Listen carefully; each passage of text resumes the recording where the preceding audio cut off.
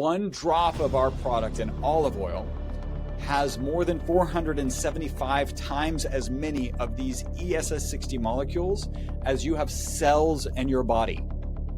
They put it in a toxicity study.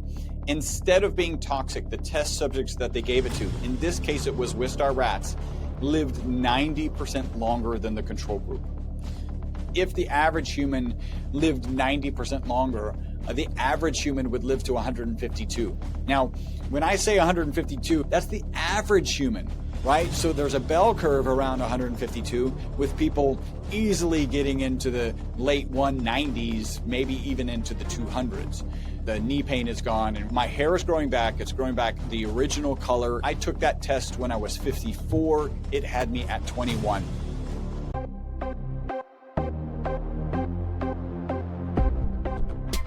Welcome to the Superhuman Blueprint Podcast. Welcome back to the Superhuman Blueprint Podcast. I am Drew Griesel from Primal Wellness Coaching, your host for today's episode.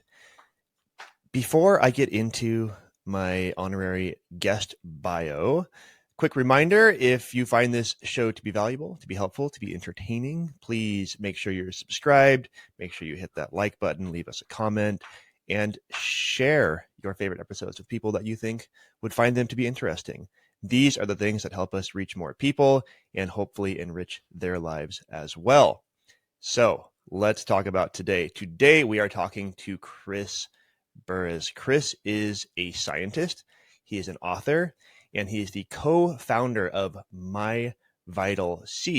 MyVitalC is a product which is it's a supplement, but it's focused on longevity.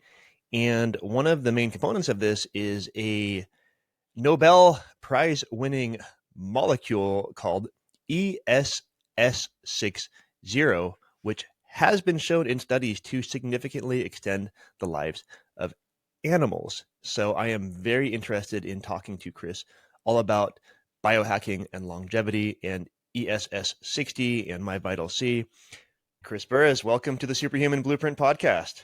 Drew, thank you so much for having me. I'm excited we were just kind of geeking out even a little bit before we got started.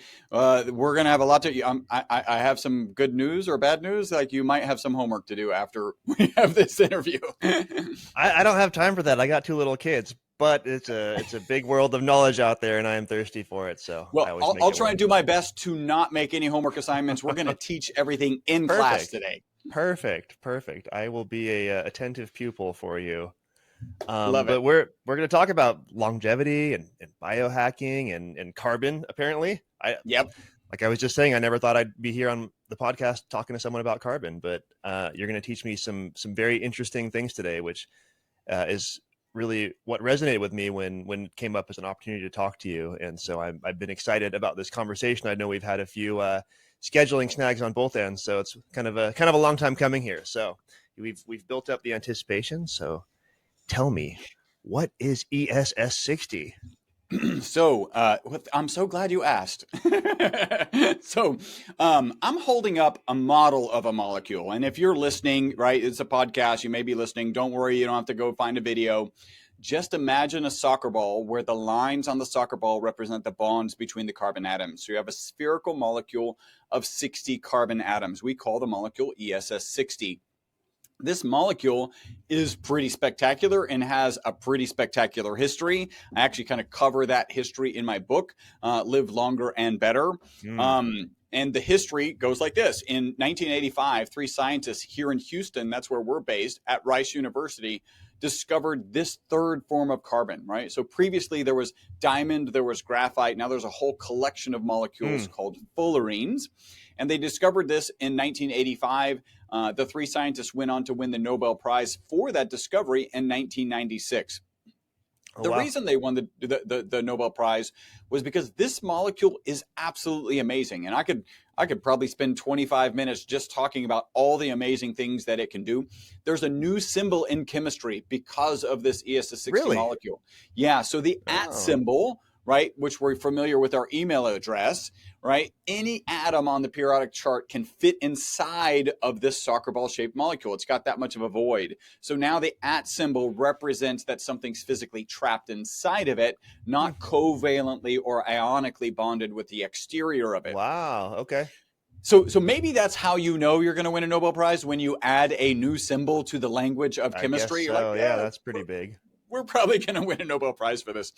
The molecule also has sixfold symmetry. So there's 6 planes through this soccer ball shaped molecule that it's actually symmetrical, and that gives it incredible resilience. And we know, and this will become very important as we kind of continue to discuss this, we know from the early days that it can hold up to 6 negatively charged particles on the exterior of the cage.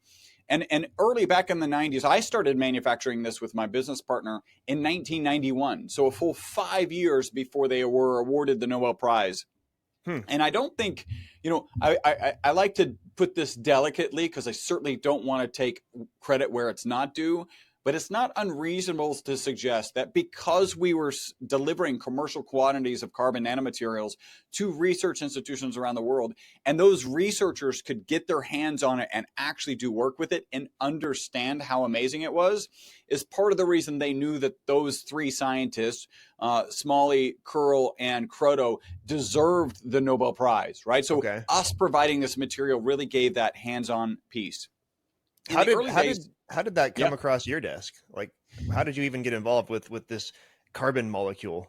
Yeah, no, that's a great question. So I was at the time at the University of Houston studying mechanical engineering. There's a long story. I always knew I was going to be an entrepreneur, and I thought engineering, I was good in math and science, and I thought engineering would be the fastest way to a high salary so that I could earn enough money to invest in a company. Okay. And a couple things didn't exactly go as planned. It took me longer to graduate, right? So it wasn't a 4-year degree for me. I ended up getting minors in computer science and math. And my business partner and I started the company while we were still in school. So I met my business partner, Robert, in our physics class. I always remember the teacher's name. His name was Weinstein. I think if your name is Weinstein, you have to be a physics professor. I don't know, that it just feels like it. We met in that class. He was actually working in this organization that's on the University of Houston campus that's called the Texas Center for Superconductivity. In fact, there's a really famous professor. There's a whole building for that particular organization. We used to call that building Chu's Castle, because Dr. Paul Chu, who is famous in the superconductivity world, actually is the reason that organization, again, the Texas Center for Superconductivity, existed on the U of H campus. It's why that building existed. We called it Chu's Castle. Okay. So Robert was actually working inside of Chu's Castle, separating this molecule. I mentioned that there's multiple molecules were discovered, and they have different kind of carbon numbers, 60, 70, 76, 84. And he was separating this material. Remember, University of Houston in Houston, Rice University in Houston, where it was discovered. So there's a lot of collaboration going on. So Robert is separating this material. One day, Dr. Paul Chu comes in and says, hey, you guys are 2 guys in the lab. Diego is still a good friend of ours. You guys are young kids. This molecule is selling for $6,000 a gram. Yeah, $6,000 a gram. You should go start a business manufacturing the molecule and selling it to research institutions. He just threw that out there. Yeah, he just threw it out there. And then Robert is from an entrepreneurial background. I say that he did a back of the napkin calculation, and I think that looked like $6,000 a gram, nothing else. And then with a smiley face. It's a big smiley face. Although that was pre-emojis, so sure. you did draw back when you had to handwrite them yourself. Oh, exactly. Those dark times. So he's off and running, creating this company, creating the equipment to manufacture it. They needed my help in putting together the drawings and actually putting together the engineering, because it's incredibly challenging to make this molecule. And so I was supposed to help with drawings and then go away. Our friend Diego actually wanted to do much more fun college things, and so he did. And then so Robert and I have been partners ever since. We're going on 34 years now that we've been working together. Yeah, it's pretty amazing. So now 1991 comes, we're manufacturing the molecule. We're, and in fact, I cover this in my book, right? Because if you think today, if you were to ask any kid, hey, you have this special molecule that scientists around the world would probably like to have, how would you market it? Your first thing would be you make a web page. And then maybe now today, then you do TikToks with this goofy ball and you make scientists, whatever that might look like. This was pre-internet. Right. Sure. So we actually had to use, I remember reading a book called Guerrilla Marketing, and we used tactics from guerrilla marketing where we were literally calling chemical departments at universities across the country, really across the globe, and saying, hey, have you heard of this stuff? A lot of them had, and would you like some so that you can do some research? Great. We'll take a PO. And then that's how we actually grew the business and marketed the business. We also got involved with the Electrochemical Society. They were doing yearly a nanomaterial, right? This is actually the molecule that really brought nanomaterials to the forefront. Prior to this molecule, not many people were thinking or talking about nanomaterials. And so they had a nanomaterial division. We, started attending, started supporting, and we actually have a scholarship award that is supplied by our lab, right? So we're providing the money for it, and it's awarded each year. And so we're really proud to be involved in that. And cool. Now we're off and running. We're selling to research institutions around the world. People would ask me, what is the molecule good for? Right. My question would be at that point in time, why did these scientists want this molecule?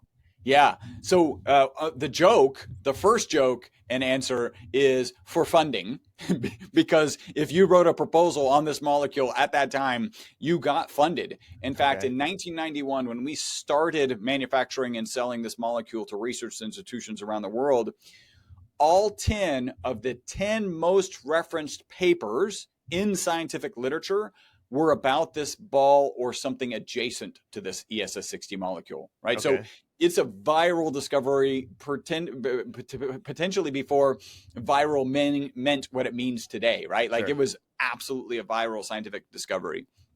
And what they were looking to do with it, the way I describe it, is it performs as well or better than the current best material in almost every application. So it makes better inks, it makes better tires, it makes better photocells, it makes better, there's one more, inks, tires, batteries, and photocells. I actually think it would be really cool one day to have a Bucky battery, right? This is kind of affectionately known as the Bucky ball. Okay. Who wouldn't buy a Bucky battery? That would just be a sensation. But I did just say inks, batteries, tires, and photocells. We're on a health-related podcast. I start losing people sometimes here. I know. I'm like, all right. When my audience is wondering why we're talking about this. It's good because I have to ask you, Drew, did you wake up this morning, look out at your car, and contemplate what components of your battery you should be taking on a daily basis for your health? The answer is I do that every day. Of course. Right? No, so, absolutely not. And then the story gets worse, right? Because one of the shapes on the exterior of this soccer ball shaped molecule is reminiscent of benzene. Now, benzene is ubiquitous in our society. We don't have modern society without benzene. And just to offer a little evidence, glance around you, imagine everything that is plastic, gone. The foundational molecule for plastics is benzene. We can debate whether that's good or bad, but that's a different podcast. That's an environmental podcast.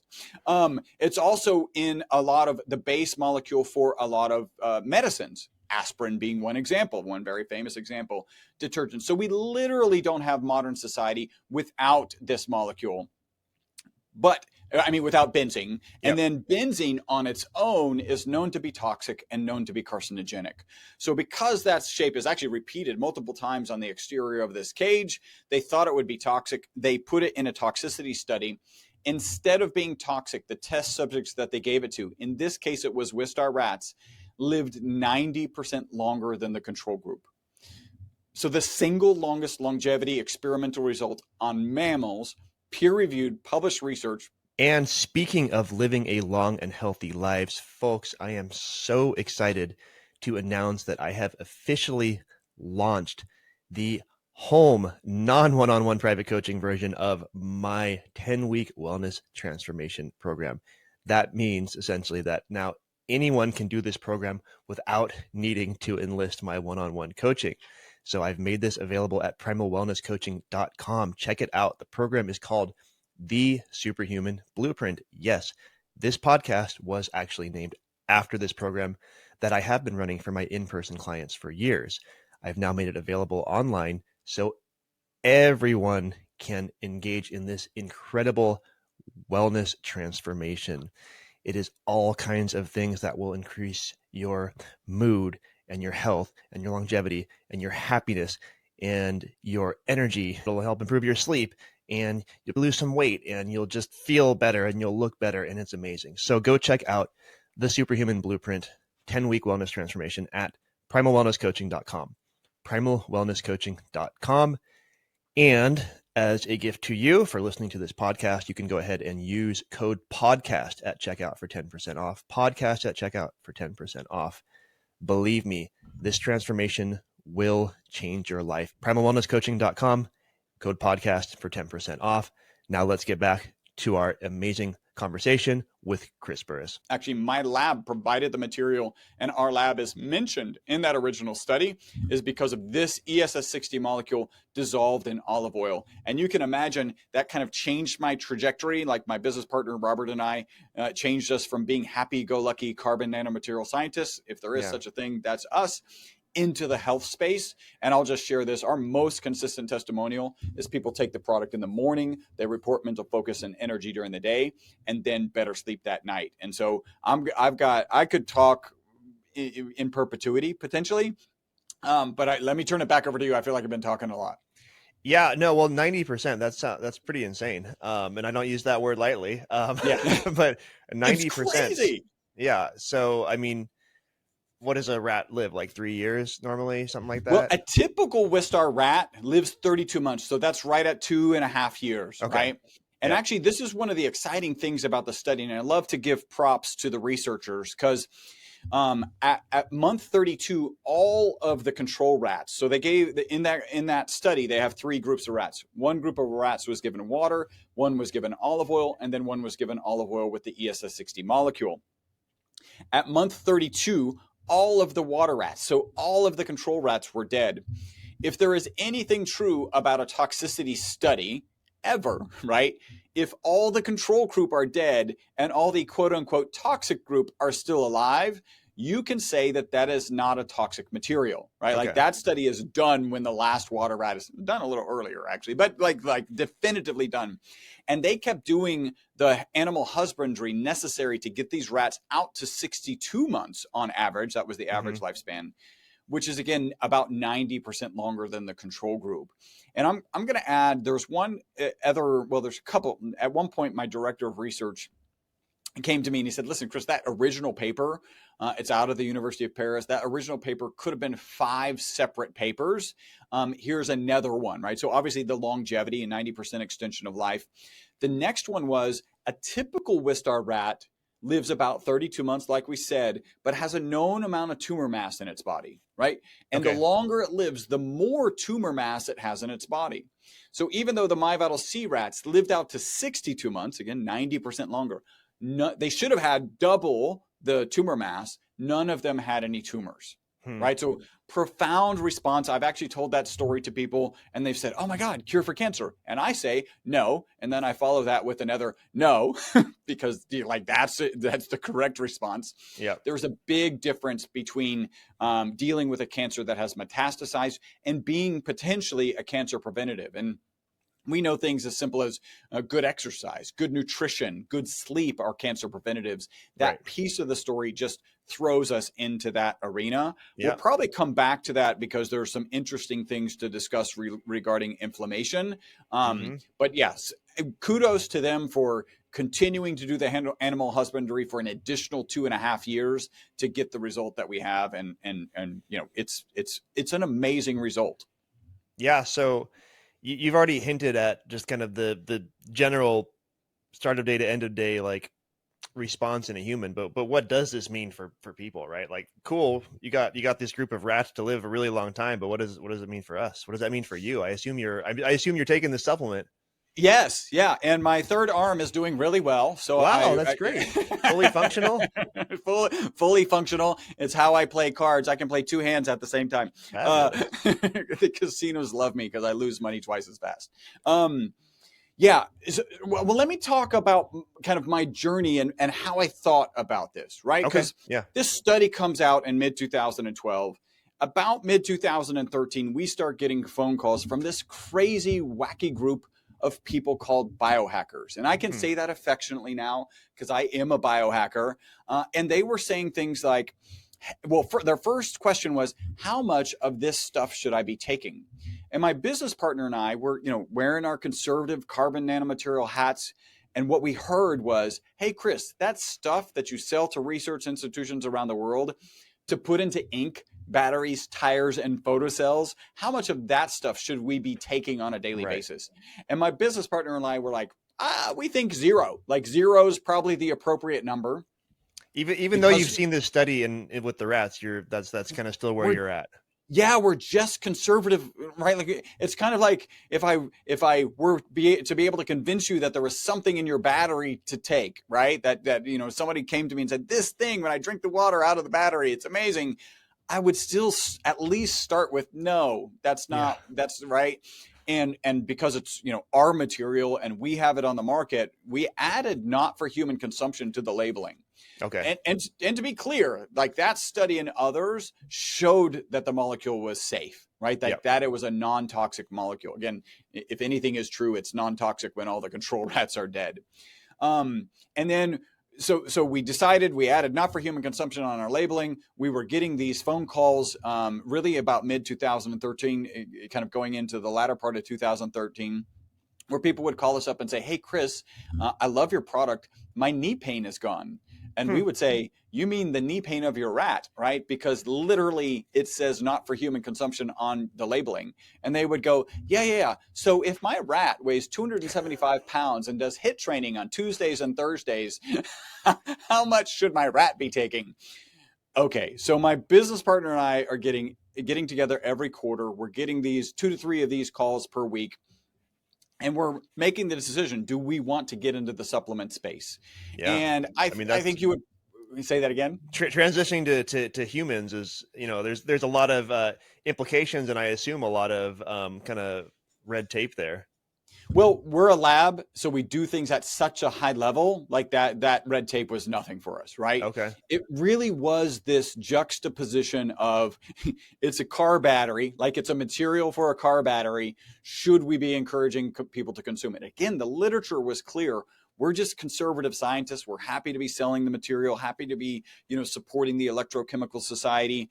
And one of our challenges, one of the things we kept coming back to is the supplement industry is very different than the research industry, right? When I sell this black powder, right, it's carbon, it's a black powder to a research institution, they take that powder, they give it to a research associate, they give it to a grad student who has the equipment, the HPLC, who has the knowledge and how to confirm that we shipped them what we sold them, and they test it, right? This is not how the supplement space works. Yeah.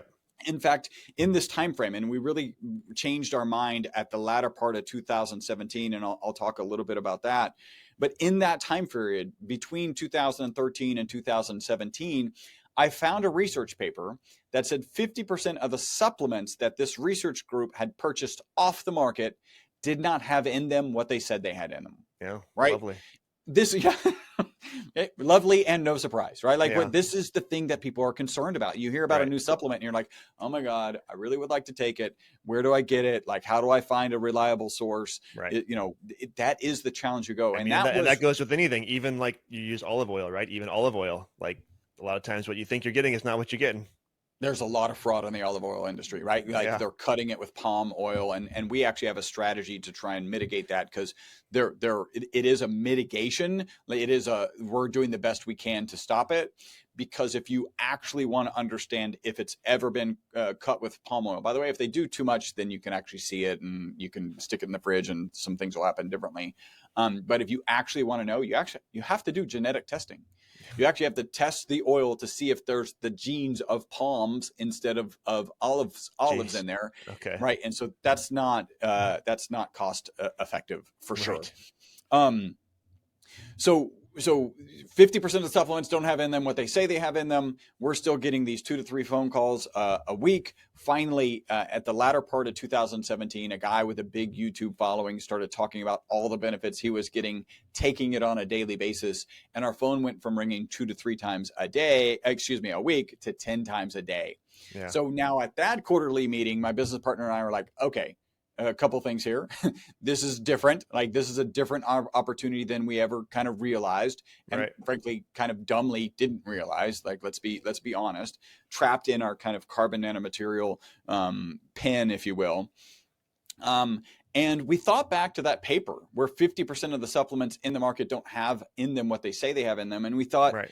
well, we're in a unique position. We've been working with this molecule now, it's 34 years. We actually have a lab. A lot of companies that start a supplement company don't have a lab. They might outsource their labs, but that makes it a cost, a line item. We actually have the lab. It's just, hey, we want to do a test. We go in the back room. It's tested. We don't even think about the cost. It's built into the system. And so we have this level of expertise. And what's probably going to happen in the space is what happened in the traditional supplement market. And frankly, that happened a lot faster than we thought it was going to. So we're very happy to be on the market. We also asked ourselves 2 questions. The first is a moral question. Are we comfortable selling it? I take it. My wife takes it. Everybody on our team here takes it. By the way, it's not a requirement to work here. You don't have to take it. They just have access to the data. They also have access to the testimonials from the customers. And so everyone here takes it. So, we're in Texas, big old check mark next to, more, are we comfortable selling it?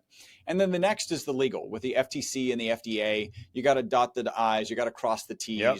We're doing that. And so really in the beginning of 2018, we brought this product to market.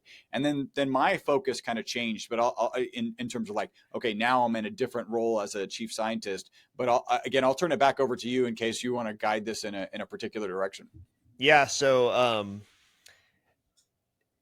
back to this longevity component, right? So yep. I'm very curious. So you've already said how, just taking this makes people feel better, right? My knee yep. felt better. I have more energy. I sleep better, so on and so forth. But from I guess, well, let's stick with that. Yep. How does that happen? Why does this, or how does this do that? Yeah. So this is exactly the journey that I started in 2018, which is, hey, 3 pieces. 1, is 90% extension of life a big deal? 2, how is this working? And then 3, great, I have some idea about how it's working, but how is it really working? And so I'll kind of walk you through that. First, 90% extension of life, no surprise, really big deal. The next best. That's kind of why I started small. Like, it might make my knee feel better. Let's talk about that, and then maybe you can tell me if I'm going to live to be 150. So the next best way to live longer is calorie restriction. If you reduce, and this is very well researched, if you reduce your calorie consumption by 30%, you can extend your life by 30%. Right? I call that the starve yourself 1/3 to death diet. And if you go on a corner with a clipboard, nobody wants to sign up. Like, nobody's interested in that diet. And that's only a 30% extension of life. We're talking about 90% in this particular study. Yeah. And so my next thing, so great, it's a big deal. How is it that these rats might have lived longer? So I started looking at the medical community, going, what does the medical community think about aging? And they tend, not always, but they tend to think about it as an oxidation and an inflammation process. Okay. Right? So we actually have a word called inflammaging, right? The combination of inflammation and aging. Yep. That's how important that is. And we actually have a big old checkbox in both of those. And let me walk you through that.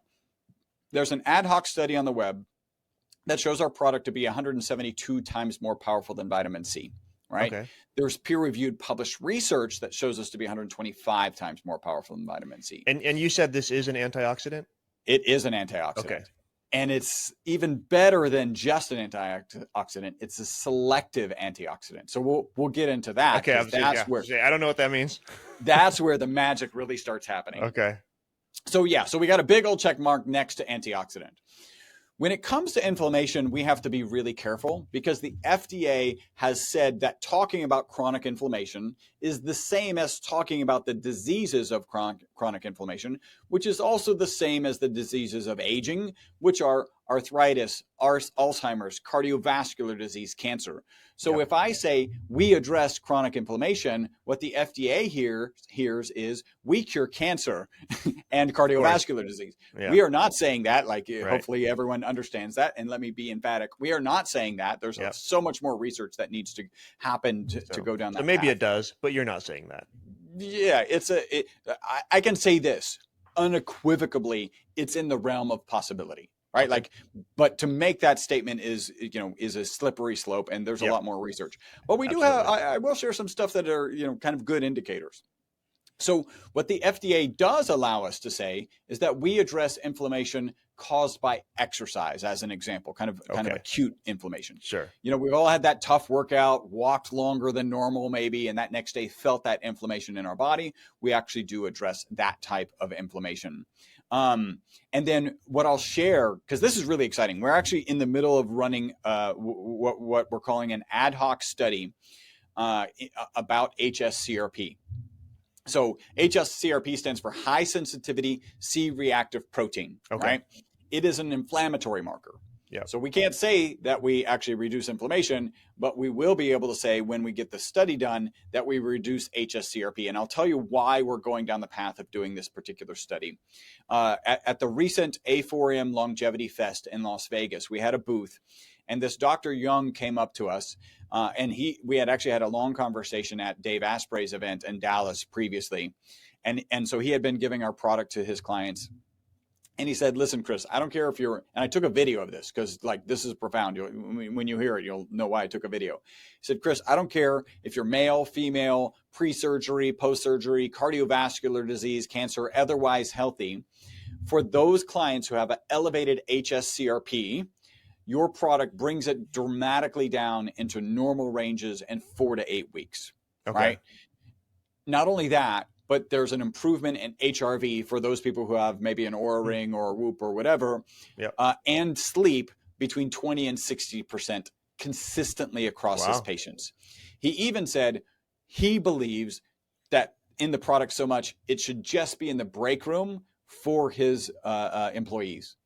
Right. So he's providing the material to his employees. I actually had another guy who's in the health space who said, and the double negative here, it makes it kind of fun. He said, Chris, I will never not take your product because of what happened to their pup. In this case, it was a pup that had water on its brain. And even the vet was like, I think this is a miracle because the puppy is back to normal. Wow. Pretty amazing. So that's kind of, so we're doing this ad hoc study. We're going to get about 20, the goal is 20 people. They'll give us some, their HSCRP. So it's a little blood test, HSCRP data.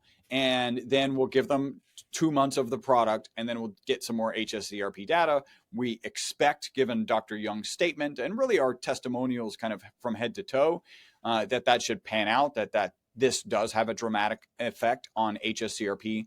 And then we already have kind of plans to go directly into a peer-reviewed, placebo-controlled, double-blind study, which is expensive, but we have found a source where we can do it at a reasonable cost. So super excited about that. So that's kind of my, aging and antioxidant and inflammation. What I want to share with you right now is so how is it even potentially reducing inflammation? How is it even working as an antioxidant? And this is called the BOSS theory, buffering oxidative stress system. Okay. So we know from peer-reviewed published research that this ESS60 molecule gets into the mitochondria. We also know, as I mentioned earlier, that it can hold up to 6 negatively charged particles on the exterior of this cage. Well, some reactive oxygen species are negatively charged particles, and that's where that comes into play. So just to describe how this works, by the way, I have a fun analogy at the end of this that includes Mardi Gras, like all biological analogies should. So stay tuned. I'm going to get a little geeky here. Mitochondria, powerhouse of every cell, right? There's between Yep. 50 and 5,000 mitochondria in every cell in your body, except for your blood cells, which have 0, and your brain and neurons, which have 2 million, which is crazy. That's how much energy our nervous system uses relative to our other systems. Like any power source that we're familiar with, back to the car going down the road has exhaust. A power plant has a smokestack. In the case of mitochondria, it's reactive oxygen species. And some of these are negatively charged particles. The way I describe reactive oxygen species is they're like little bumper cars. If they're left to their own device, they rust everything they smack into. They're causing this oxidative stress, this oxidative damage. And that's where this molecule starts to come in. So in a regular mitochondria, you have resident antioxidants, glutathione, and melatonin, right? Those are the key antioxidants that manage after the ATP has been produced. That's the energy source that the mitochondria is producing. So when it produces an extra reactive oxygen species, you got glutathione and melatonin to manage those. Melatonin is the sleep hormone. You know, our most consistent testimonial is related to sleep. So there's some nice parallels here. Yeah. But what happens when a mitochondria gets overwhelmed? It produces additional reactive oxygen species. And that's when they run around and do damage because they're not being managed. That's where we think the ESS60 molecule comes in, holds on to those negatively charged reactive oxygen species so that they can't do any damage until that mitochondria can replenish the glutathione and melatonin and then manage them appropriately. Again, that's the buffering oxidative stress system. Here's the really fun analogy. Hopefully you agree with me. All biological analogies should start with Mardi Gras because that's just where they all should happen. So it's after Mardi Gras. You're on Bourbon Street. You've got these drunk reactive oxygen species running around, smacking into cars, rusting things, painting things. And you've got the New Orleans Police Department, the glutathione and the melatonin coming in, handcuffing themselves to these reactive oxygen species and getting them off of Bourbon Street. But what does the New Orleans Police Department do when they get overwhelmed? They take these reactive oxygen species and they stick them in a paddy wagon, right? That truck that holds on to the drunk react. So they attach them to the exterior of this ESS60 molecule. And then when they can replenish the glutathione and melatonin, they can handcuff themselves to those reactive oxygen species and get them off of Bourbon Street.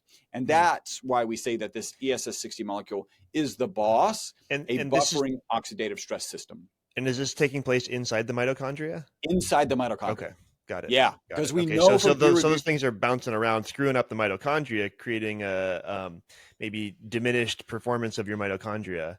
Well, they'll do enough damage that they can get outside of the mitochondria. Okay. Now they're floating around inside of your cell, and that's when they're like the drunk reactive oxygen species. Everything they smack into is rusting and oxidative stress, and you really want to mitigate that.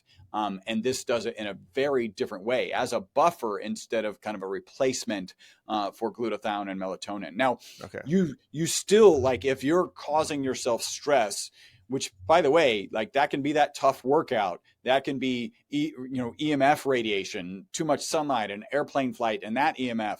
It can be a tough email. It can be a tough conversation with a loved one that stresses your. Maybe that happens more often. That stresses your mitochondria, and now it's overproducing these reactive oxygen species. I have one kind of example that I think is pretty important, because stress is actually important. Right? Like, you need to stress yourself. If you stop stressing yourself, then problems happen. And a good example is when astronauts go into space and they come back. I don't know if you saw, there was a recent Russian astronaut who's in his 70s. Amazing. Awesome. I love the trajectory we are on in terms of what you can accomplish later in life, because, our parents certainly didn't really think about that type of thing. And they carried him, right? And he's like barely holding up his thumb and looks peaked. He actually had just thrown up. And it's just brutal on the system because there's not enough stress, right? So I kind of think of us as like a prairie with beautiful prairie flowers, and stress is the rain that keeps the prairie growing and green and fresh. But what happens if you have like one cloud that's dumping one stream of water in one spot in the middle of the prairie? It's impinging on that prairie, and it's going to do damage. It's going to actually drill a hole. Right. That stress is when you're really stressed.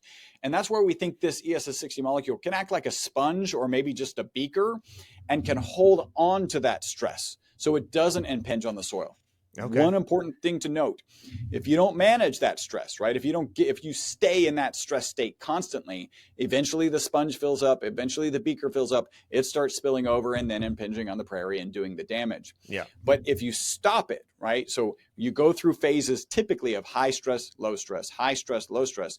When you have this and you stop it, now you can kind of squeeze this out, the sponge on the prairie, so it's nice and the stress is managed appropriately. And then you can be reset for that next level of stress. And this concept was really born out of we have a 2-time U.S. ultra running champion. Excuse me. His name is Anthony Kunkel. He has won a U.S. championship at 50 miles and a U.S. championship at 50K, which is 62 miles. And what he said about our product is, on my first call with him, he was like, I was taking 1 serving of your product. I didn't really notice anything. And then, like all good biohackers, he tripled the serving. That's what biohackers do. Yeah. By the way, there are some things, don't do that. Yeah. Rapamycin, don't do that. There are some things, make sure you're not tripling the serving or the dosage. Probably sun exposure would be another one. Don't triple that.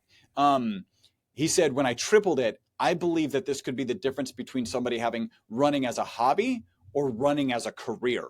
Wow. That's the dramatic impact. And he said, Jeez. I don't think that this speeds up exercise recovery. I believe it prevents damage in the first place. And he said this because he's super analytical, like he's just a stellar biohacker and an amazing athlete. He said, on the last 5 miles of a 50-mile run, which is a phrase you don't hear very often, where strength and stability were previously a problem. Unless you're talking to David Goggins. Right. Yeah, exactly. The strength and stability are no longer a problem, which is indicative of this kind of, if that's wild.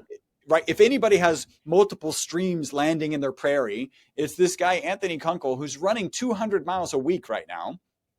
And then if he's got this sponge, then it's not doing the damage. So the prairie doesn't have to be reworked after every exercise bout. Jeez. So the ESS60 molecule kind of holds on to that stress. So it doesn't do real damage. And then when he gets back and does all his biohacks, his red light therapy, his cold plunge, everything that he's doing to recover, then it can actually squeeze out that ESS60 molecule, manage that stress appropriately in a non-damaging way. And then he's set for the next day where he's going to run more than I run in a month, probably. So, so that's kind of the framework that we think of this molecule. That's really interesting. So yeah, this is the first time I've ever heard of anything that would prevent the damage of these stressors in the first place, rather than just expediting their recovery or maybe simply dispersing the damage that's done in the process. That is interesting. So my big thing that I do is a 10-week wellness transformation with my clients. And a big part of it is introducing like incremental controlled stressors to create resilience and growth in various ways. You're defining the prairie, right? You are the prairie. Let's define the rain, and it needs to rain a little bit harder because your prairie flowers aren't growing very well. Right. Your analogies. An analogy that you won't ever use. Probably not, but so wait a minute, Drew. So I'm the flowers, or I'm the prairie? I don't know what's going on here. Yeah, I'll be the rain cloud today. But this, I have a question for you. So you think about something like weightlifting for muscle growth, right? So you're doing damage, and in the process of creating that damage to your muscle tissue, in the repair is where you get the growth, right? That hypertrophy. Yeah. Would this prevent that because maybe you're not getting that damage in the first place? Well, so I think it has a little bit more to do with, so one, the short answer is we believe this is a selective antioxidant, which means that it's not dampening the hormetic response, right? Okay. That's the key piece. Yeah. And you may have conversations about hydrogen, right? Hydrogen being a selective antioxidant as well. Like there is research out there. If you're a weightlifter and you're pounding vitamin C, D, and E, like all of these antioxidants, you can actually dampen that hormetic response, and you absolutely do not want that, right? You're trying to build muscle, you're trying to build strength. Right. So we don't think that it's impacting that because of the, because what's happening is the signaling reactive oxygen. So mitochondria is producing a couple of different types of reactive oxygen species. One of them is negatively charged. One of them is positively charged. The negatively charged one is the one that does the most damage. And this is cellular damage, not necessarily like muscle fiber damage. Okay. And then the positive one is actually the signaling molecule. Because you can imagine, like, all of this stress that happens, your body needs to know about it. Like, if we were to just say, like, hey, we've stopped it from raining, right? And now you don't know that it's raining. And so now you don't know to grow the flowers, to continue that kind of analogy. That's not a good strategy. That's a damaging result. What this is doing is only addressing that rain that is overwhelming, and very specifically the negatively charged particles, so that the positively charged particles can run around and continue to do their signaling and going, hey, like, mitochondria is stressed over here. We need to do some mitogenesis, which is create more mitochondria. We're going to see some muscle tears here that we're going to need to, call in the stem cells to replace these. Like, all of those things are happening. And honestly, this was really presented to me. I don't know if you know a guy by the name of Chris Gethin. I don't know. So if you look him up, guy's super, at one point was a bodybuilder. I got the chance to hang out. Actually, my wife and I got the chance to hang out with him at a wellness event in Tulum, Mexico.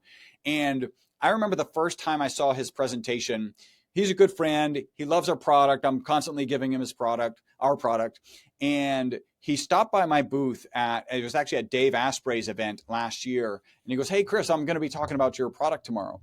And in my mind, I was like, oh, he's going to be talking about, antioxidants in general, and then anti-inflammatories or whatever. Right. And I almost didn't make the talk. And I'm so glad I did, because like the last 5 minutes was about MyVitalC and how it is a selective antioxidant that does not dampen the hormetic response. Okay. And so that you're continuing to build that muscle, you're continuing to build that strength, you're just reducing the oxidative damage that happens during it. That's pretty profound. Yeah. It's almost hard for me to envision that. Like you're getting the benefits without experiencing the detriments of hormetic stress. Yep. And one cool thing is you've been exposed to this molecule. It's a naturally occurring molecule. If you collect batteries, I do. Well, just don't triple that serving. Like, okay. You're a biohacker. Don't triple the battery consumption. Got it. You don't want to push the envelope. So if you collect the soot from a candle, right? And you usually do that by putting a cold plate over the candle, cold steel plate. That black soot has parts per million or parts per billion of the ESS60 molecule in it, right? So you have absolutely been exposed to it. But to make quantities that are appreciable, that you can put in a supplement and can actually have an impact, you do have to manufacture this with that kind of tough project that we hinted at the beginning. That was why I was brought onto the project to begin with. So if my listeners start to hold the plate over the candle and then start licking the plate, they're wasting their time at this point. Yeah. They're just being weird. I think there's, I mean, that one you can triple the dose. Like Okay. as much candle soot as you're licking, you're probably fine. Although let's make it a non-scented candle, right? We don't need, whatever endocrine disruptors might be. I should certainly hope that my listeners don't use scented candles. Only when their prairie flowers are growing at their peak. That's right. Okay. So how does this work? I guess so. Your product, so MyVitalC is the product, right? So ESS60 is the the primary component of MyVitalC, and then you use the olive oil and some other things to, I guess bring some substance to it, so it's not this tiny little molecule that you're trying to get people to take.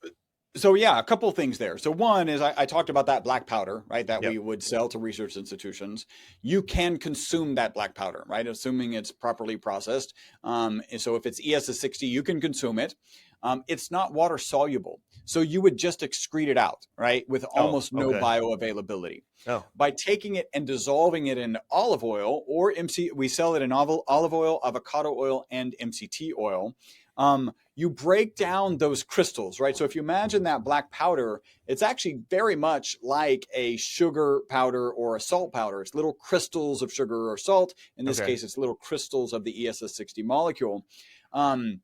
When you put it in the olive oil, avocado oil, or MCT oil, it breaks those crystals down to the individual monomolecular level, right? Okay. So now they're effectively infinitely more bioavailable, and that's when it becomes something that can, actually get into your mitochondria. So like licking that soot from the candle, it's going to be tough for that to get into your system, but you're also dealing with really minute quantities, right? So that's not effective. Yep.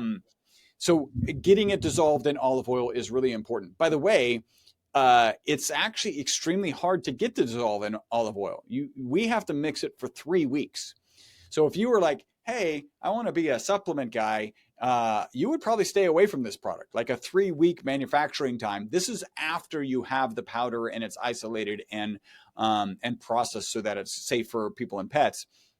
Now you've got 3 weeks of mixing to happen. Yeah. And so it's a tough molecule. I'll share, because this is a pretty cool stat. I had to do a calculation with Avogadro's number. That was all sorts of fun. But 1 drop of our product in olive oil has more than 475 times as many of these ESS60 molecules as you have cells in your body. Oh, wow. Right. Okay. So, multi-trillion cells in your body, there's 475 times more of the ESS60 molecule in 1 drop than you have cells in your body. So it's only 60 carbon atoms, right? It's 1 angstrom across, which is, super small. Like it's incredibly small. And that's why it can go wherever it needs to go. And, we talk about this. I think the best way to describe it from the mitochondrial perspective is we are making sure that the damage is managed, right? Mitigated or buffered from stressed mitochondria. And if you do that to stressed mitochondria, then you should positively impact every system in your body, like just everything, which is, from a marketing perspective, it's a little challenging. Like even, I can hear in your voice, like, really, it helps you focus and then also sleep at night. And, like those are legitimate concerns that you should have, because it's in oil. Some people are going to go, it's probably snake oil, right? Like that's what's going to happen. But no, there's research on it. And if you're doing this, if you're positive, according to the Boss theory, if you're positive, if you're reducing the negative impact of mitochondria that's stressed, then you're going to get head to toe testimonials. And I'm going to jump into a couple testimonials here. Yeah. So let me first give a disclaimer, right? The FDA has not evaluated our product. It is not intended to treat, diagnose, cure, or prevent any disease. When I share testimonials, there's kind of 2 pieces to it. One is I will always tell you, like, did I have a conversation with this person? You'll know the chain of custody with this testimonial. I think that's very important. Okay. And the other is just assume this won't happen for you, right? Yep. Like everybody's an N of 1, assume it won't happen for you. Dig in, do the research, and we'll provide a link at the end if you're interested in trying this. And we have ways to kind of save you some money at the end. So in terms of head to toe testimonials, early on, so this is back in the days of, the knee pain is gone, and we're like, you mean the knee pain of the rat? Testimonials, like direct phone calls that I was having were, my hair is growing back. It's growing back the original color, and it's growing back in places it hasn't grown. Now, if you think about physiologically, and by the way, hair and nail rate of growth is actually a very consistent testimonial across the board. Wow. If you think about it, hair and nails, they're aesthetic. Like we don't really need them, right? If you have other things, if you have other mitochondrial stress that you're dealing with, your body's going to focus on that. If you get that straight, then your body's like, well, we can also look good, right? So we can grow our hair and we can grow our nails. So hair is the head testimonial. The toe testimonial is kind of interesting. We have a guy that we work with who, when he was 5 years old, a crab bit his big toe and split his toenail in 2.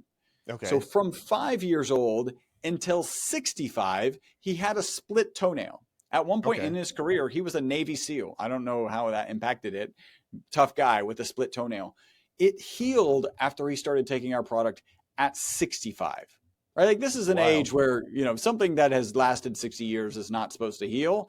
And it healed. So we literally have testimonials from head to toe. And I could share some sleep. By the way, one of my first thoughts as I was going to thrust into this environment was, if we're, our consistent testimonial is related to sleep. If we're improving sleep, we all know that sleep, like this is probably one of your pillars, right? Mm-hmm. Great. We're going to 10 weeks. I'm going to amp up your stress. The one thing I'm not going to do is have you sleep any less. In fact, I'm probably going to have you sleep more. It's such a pillar of health. Yep. And we know that sleep helps our mental, physical, and emotional well-being. So my thought was, well, we're just helping people sleep. If that's all we're doing, then we're actually going to help again systemically the people that are taking our product. And then I think the boss theory is like even helps us understand why it's having a positive impact on sleep. Yep. Yeah. And I have a lot of attention on sleep personally. Of course, for my clients, it's a big part of it. And I actually have like a cheap like online program to fix your sleep, because I want people to just fix that. Like if you do nothing else, hydrate properly and sleep better. Yeah, two so simple things to do right out of the gate that can have a dramatic impact, right? Yep. And in fact, you can do all the stressors that I'm sure you're kind of running people through in your 10-week course. And if they're not hydrating and they're not getting sleep, the results are so much lower than if they're actually doing that. And you're like, you don't seem to be getting the results. Are you sleeping properly? No. Okay. Like now we got to focus on that. Yep. And I was going to say, that's where I have attention on myself personally, because I have 2 little kids, and oftentimes I don't have control over my ability to get good sleep from start to finish, because sometimes I'm getting woken up multiple times a night. So I'm always looking for ways to, even if I'm only getting sleep in, let's say 2.5 hour increments, to get through that sleep cycle in that 2.5 hours I got. So let me share this. I have a business coach, and what he says is that for 50 years, he needed an alarm clock to wake up.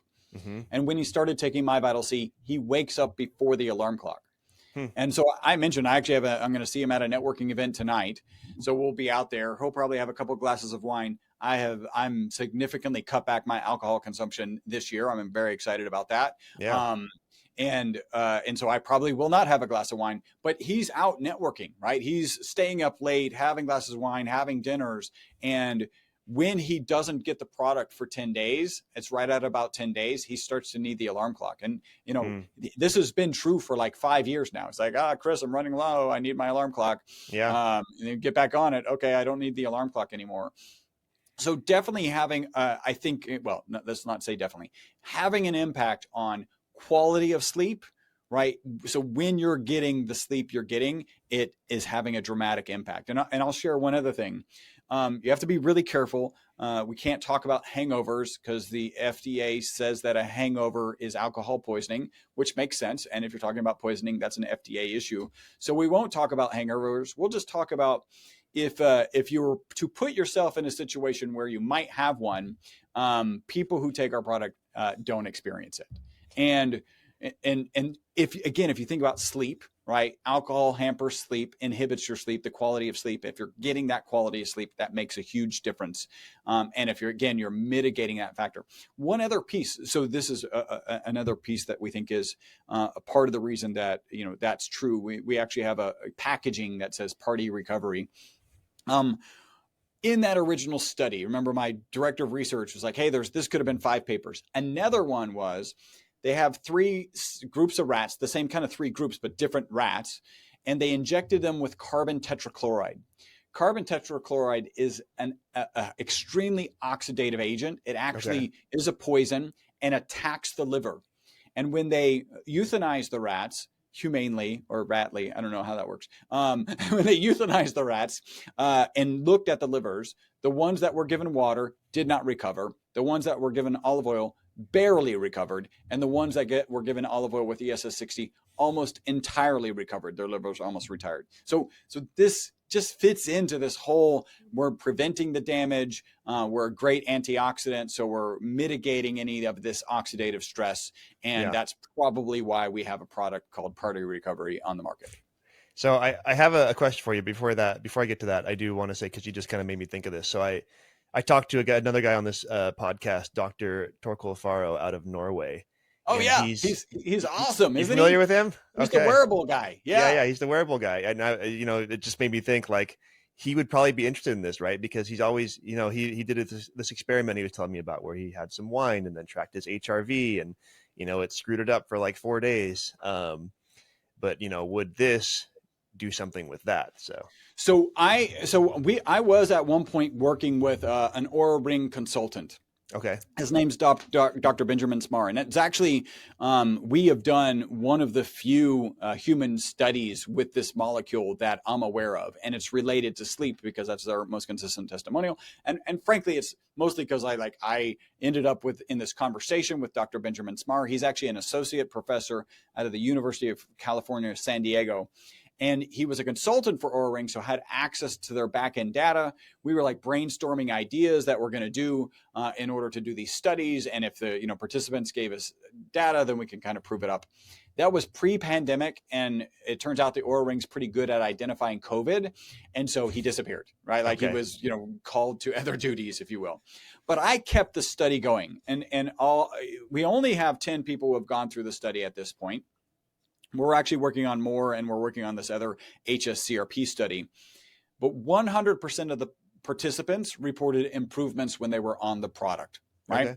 So we asked them 4 questions. We did a crossover study. So we collected 10 days of data before they ever tried the product. And I'll tell you what the surveys were. 10 days on it, 10 days off it, 10 days back on it.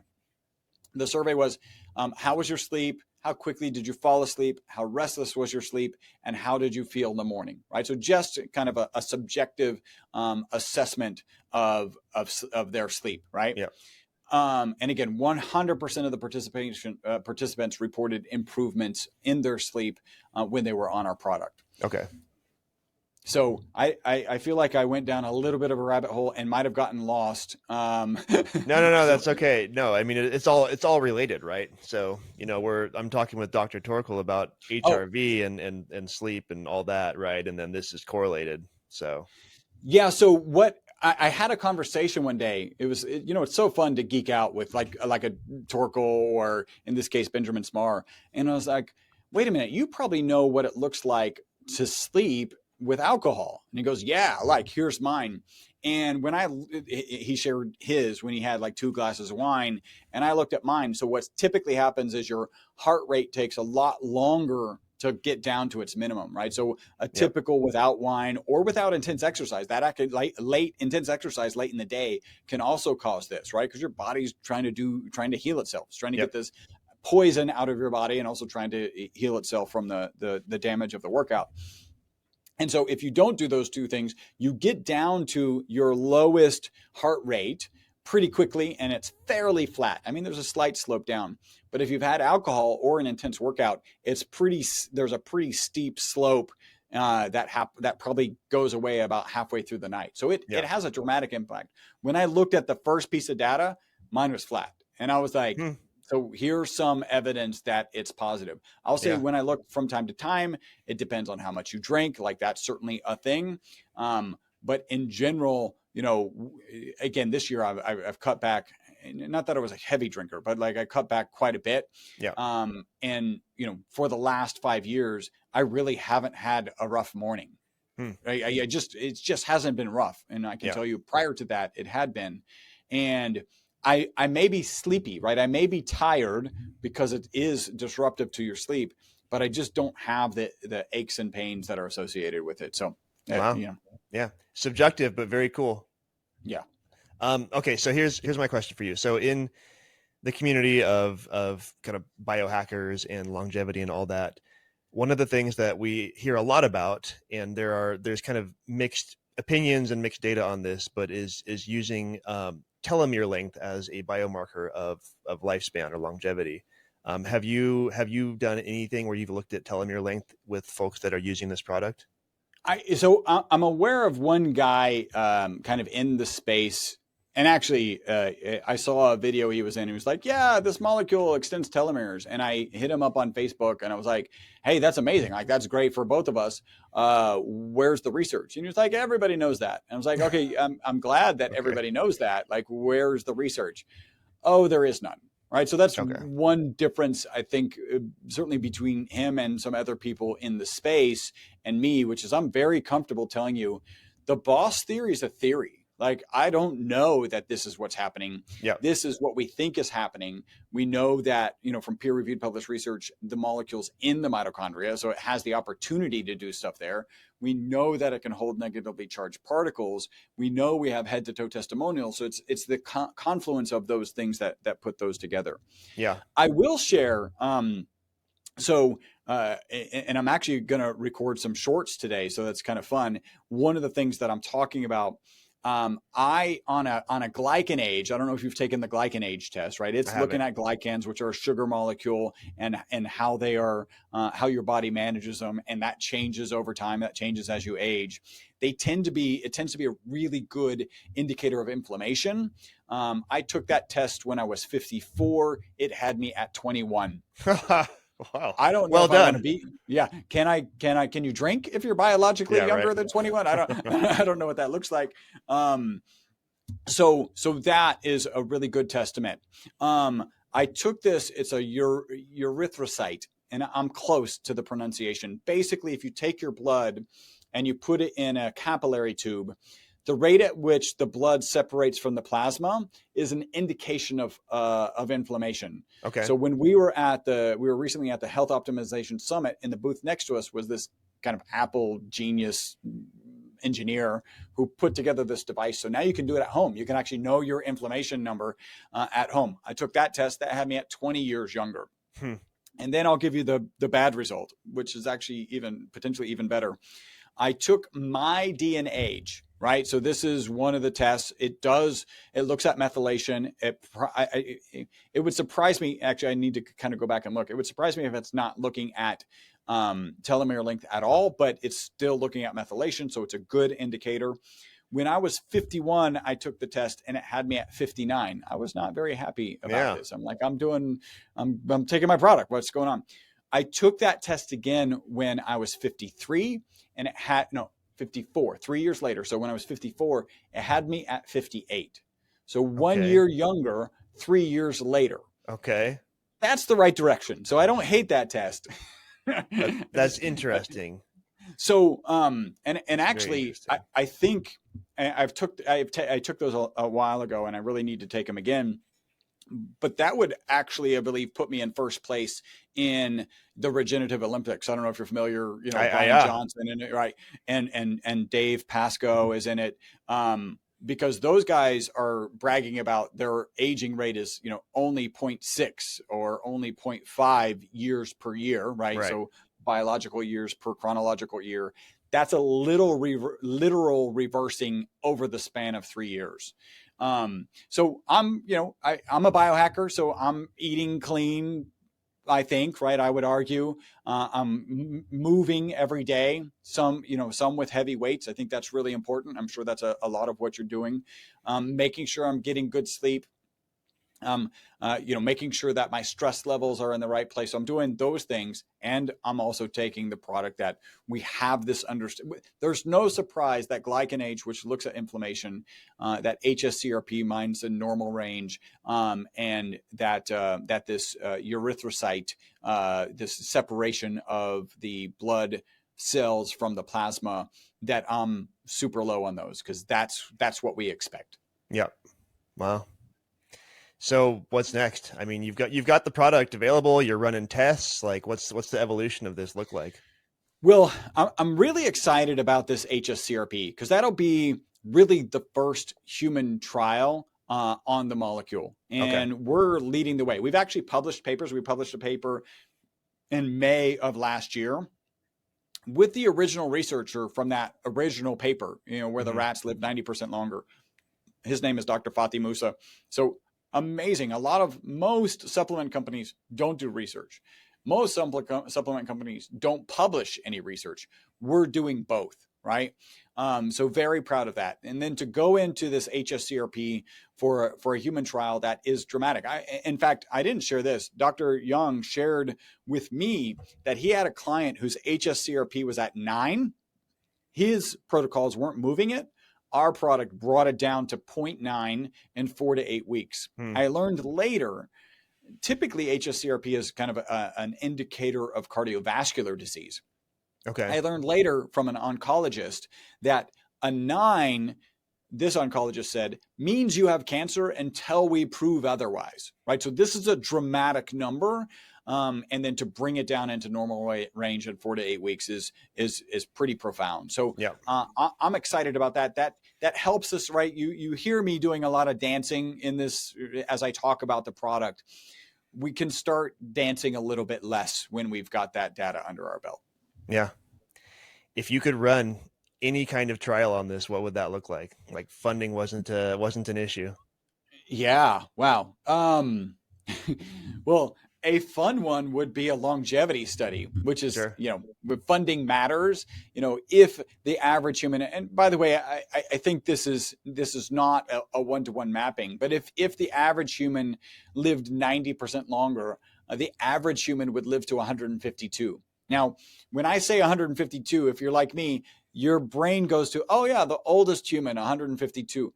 No, that's the average human, right? So that there's a bell curve around 152 with people easily getting into the late 190s, maybe even into the 200s.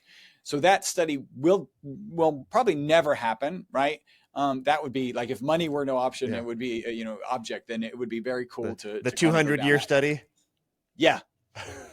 A 200-year study. That would be really cool. And then, to really dig into some of the potential implications. And by the way, that study would turn out these results, which is, how good are we as a cancer preventative, right? We believe from that result that that's highly likely, but we'd like to know for sure, right? Yeah. What impact? Because we have testimonials, related to the diseases of aging. So I'd love to kind of dig in and understand what impact does this actually have on Alzheimer's, on Parkinson's disease, on all of these diseases of aging, because they're diseases of inflammation. And although we can't say we address inflammation, something's going on that seems to be parallel. In fact, it is well understood that the negative molecule we believe we're holding on to in the mitochondria is, when it escapes, does give inflammatory signals. So does in fact cause inflammation. And we believe we're holding on to that so that it can't actually do that particular signaling. Yeah. So do you have Dave Asprey taking this yet? He's definitely taken it for sure. I've had conversations. I was lucky enough to have him on my podcast, and we had conversations about potentially doing a joint project. Oh, really?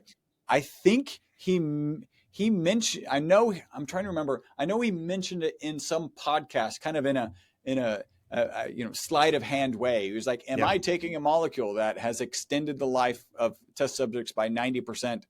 I probably am. Is it pretty cutting edge? It probably is. And, that was probably 6 years ago. Okay. So yeah, I'm in contact with Dave. I would say we're business acquaintances. Amazing. Yeah. I would say he's probably the most high profile person that I follow that, says he's going to live to be, within the age range that this would might push you into. Yeah. Yeah. Well, and I can share, when we were at the Health Optimization Summit in Austin, just a month or so ago, Dr. Gundry stopped by our booth. I was on Dr. Gundry's podcast pre-pandemic. And so we're trying to do a project together. And of course, I sent him a care package. He gets a care package whenever he wants a care package, probably from anyone he wants it from. Right. And so I offered, and he said yes. So it's on its way. And there are other influential people, extremely influential people like that actually would put Dr. Gundry to like, he's kind of a nobody relative to this one particular person. I know that a package of our product was handed to him by his medical advisor, who's a friend of mine. Really? And he was like, why would I take this? And she was like, those inflammatory markers that are showing up on your blood work, like that's why you would be taking these. And so I know it's been handed to him by a medical advisor. That's a pretty heavy swing. I don't know if he's taking it. I don't know. Like I'm excited. I'm, chomping at the bit. I'm trying not to like be the little puppy dog. Has he tried it? Has he tried it? Can you ask him? But that's exactly what I want to do. Yeah. Right. Well, amazing. And so what's cool about this is you've got these high profile people, right? That are interested in this, right? They're either taking it or they're talking about it, but anyone can, it's available. So in that regard, tell us, like, where can people get this? Yeah, so we've made a URL for your particular audience. Amazing. They can go to MyVitalC, C as in carbon, myvitalc.com/primal. And when they land there, I'll give you some advice on what to do there. There is a coupon code, but you got to go to that link. So you got to go to myvitalc.com/primal. The coupon code is good for $15 off of your initial order. Take advantage of that. Let me share a couple of things. We have 3 oils, as I mentioned: olive oil, avocado oil, and MCT oil. People ask, which one should I try? We always recommend first the olive oil for 2 reasons. The first is we're a science-based organization, and all the research, or almost all the research, is on olive oil. It's actually not the other oils for sure, but is on olive oil and the ESS60 molecule. So that's the first reason. The next is you get a higher concentration of the ESS60 molecule in olive oil. You get about 0.8 milligrams per milliliter in olive oil, about 0.6 in avocado oil, and then about 0.3 in MCT oil. Oh, wow. So always start with the olive oil. I'll share my daily routine. I do kind of a bulletproof coffee kind of thing. Speaking of Dave Asprey, right? Yep. That is typically a high quality coffee, MCT oil, and then ghee. I actually get rid of the ghee. I don't like the flavor that much, and it's a lot of calories. I'm doing other things for that. So while my MCT with the ESS60 molecule and coffee are blending, so I put about 1.5 teaspoons of the MCT in my coffee, I take just out of the spoon 1.5 teaspoons of our olive oil. What? Go ahead. Okay, yeah. So you're doing a little bit of a combo. Yeah. And MCT, a kind of thought process is that MCT tends to get sucked up into the brain. So actually have, ensure that you're getting a little bit more of the ESS60 benefit in your brain. Okay. And then olive oil kind of generally throughout your body. I think the olive oil is fine, but that's just my routine. Sure. When you land there, you can save 25% by going on subscription. Even if you just want to try it once, please go on subscription. Take advantage of that discount. You can, in fact, cancel at any time. Our customer service team has 1,000 5-star reviews on Google. They are not trained to talk you out of canceling your subscription. They're there to help you, and they do an amazing job. The reality is a lot of people, more than 75% of our customers, are on subscription and stay on subscription. So it's pretty amazing. Yeah. I also have a feature, as I mentioned, I wrote the book Live Longer and Better. Yep. The book is available on Amazon for $20, or you can get it on the website for $20, but I have a special charity piece. It's not on that landing page. So if you go to myvitalc.com/primal, you won't see it on that page, but if you use the menu structure, you can find the book. The book is $20, as I mentioned. For $10 extra, I'll sign the book for you. 100% of the $10 goes to an organization called Operation Underground Railroad. You may remember the movie The Sound of Freedom, which was a movie about child sex trafficking. I happened to see the guy that movie was about speak the week that movie came out. The movie is both amazing and horrific, right? Yep. Child sex trafficking is something we need to get off of our planet permanently. That's his organization. So the full signature fee goes to Operation Underground Railroad. Wow. Very cool. Very cool. Amazing. And I have links to you on social media. So folks, I will also provide the link that was just shared, as well as other links to, so you can check out Chris and all the things he's doing in the show notes for today's episode at thesuperhumanblueprintpodcast.com. Chris, this has been a very enlightening conversation. I have copious notes, but I feel like I still have a lot of homework to do. So thanks a lot. Well, I'll be here to help you. I'll be the good teacher that will support you on your educational journey. Amazing. I love it. Well, thank you so much for being here. It's been a pleasure talking to you. Thank you, Drew. This was awesome. Awesome. Bye.